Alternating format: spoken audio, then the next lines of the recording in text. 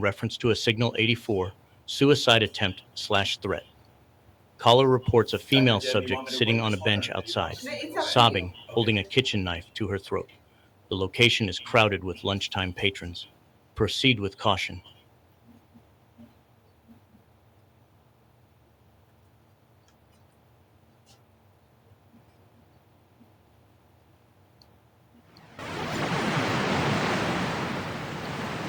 What's going on, miss? Why do you have that knife in your throat?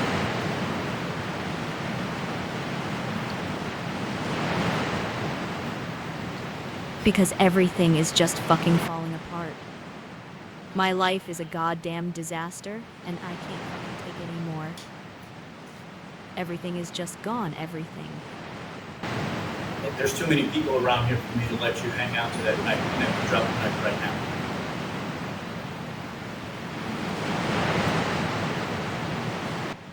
Drop it? You think it's that fucking easy to just drop everything? You don't get it. Everything is fucking gone. We were supposed to get married next spring. Already had the dress picked out. God, I'm so fucking stupid. Lady, that's no reason to cut yourself.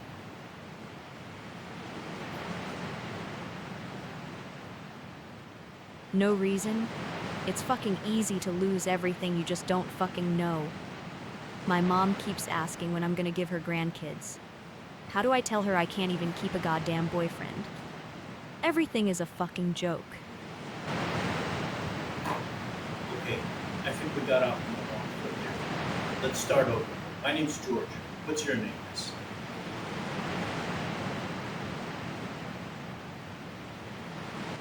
Jenny. It doesn't fucking matter what my name is, George. Just another person coming by to look at the goddamn mess. Okay, Jenny. It might be a mess right now, but it doesn't have to stay a mess. Why don't we talk about something else? Maybe like what your plans were when you were a kid. What did you want to be when you grew up?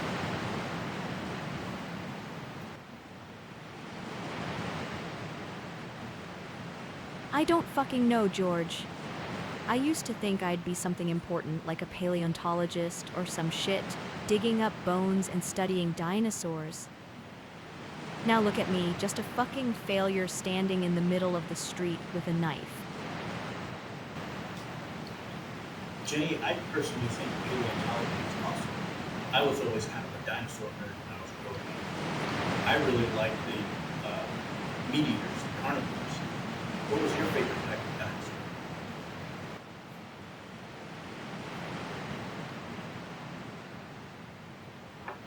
You're fucking kidding me, right? A dinosaur nerd. This is just another goddamn joke in a life full of them. I used to spend every fucking afternoon reading about the Cretaceous period, thinking it was all so goddamn simple and cool. Just fossils and history. Now I'm just standing here with this fucking knife. Reality is way too fucking heavy to carry. I agree with you, Jenny. Things were probably much simpler back then. But that doesn't mean we have to hurt ourselves. Why don't you move the knife away from your neck while we keep talking about paleontology?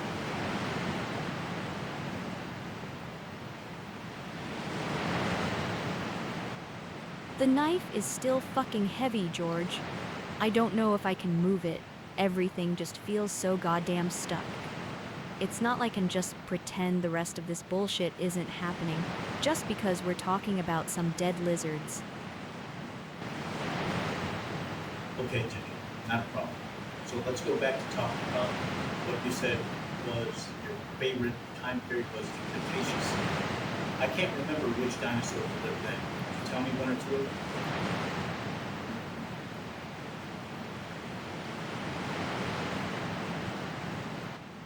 There was a fucking lot of them, George.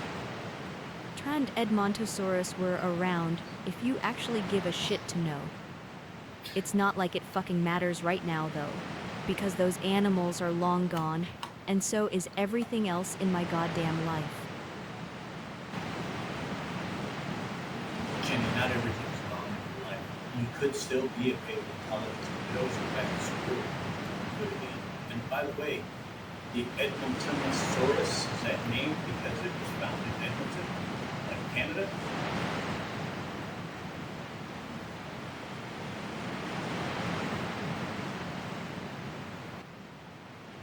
Yeah, it was named after the place, George. But what the fuck does that matter? You're sitting there acting like some fucking trivia game is gonna fix my goddamn life. It's just a fucking name for a fucking fossil. Just like everything else in my life is just a fucking relic of what it's supposed to be. Jenny, I'm really sorry you're having such a hard time with this. I'm not trying to be trivial about things. I understand you're hurting. But I think if we can start talking about something other than the bad things, maybe we can start to feel better about what we have right now instead.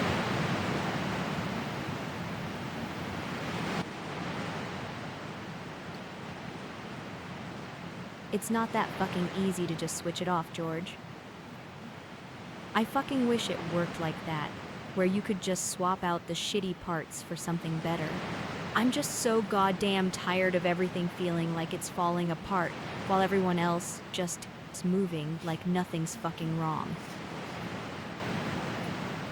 Well, Jenny, I agree with you, and it sometimes seems like everything is going wrong. It can't go wrong all the time.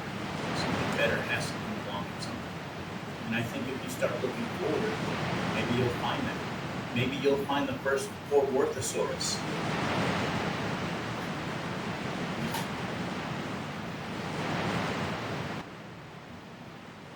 A Fort Worthosaurus? You're fucking ridiculous, George.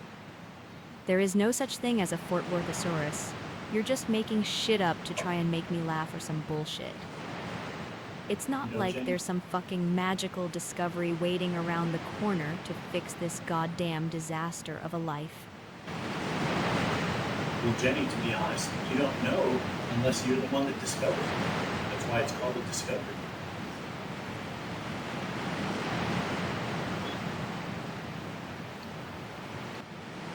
That is some fucking cheesy Hallmark bullshit, George. You can't just go out and find some fucking miracle discovery when your whole goddamn world is already buried under a pile of shit. There's no fucking discovery coming for me. There's just more of the same fucking emptiness. Well, Jenny, you don't know that. Anything can happen. Really, really good things can happen. So why don't you do me a favor, set that night down, and you and I can go somewhere and maybe have a cup of coffee and talk about Halo in College. I know that there's a Fort Worth Museum out there, and I think they have a coffee shop in there. What do you say?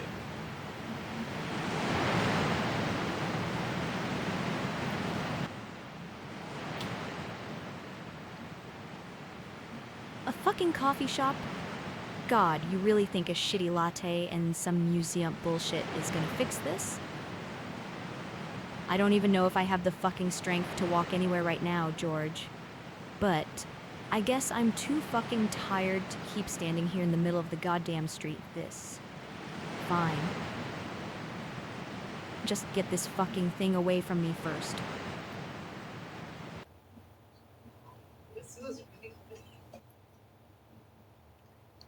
Performance Analysis Summary. You successfully de-escalated a high-risk situation. Your strengths include using rapport building through shared interests and using open-ended questions to redirect her focus.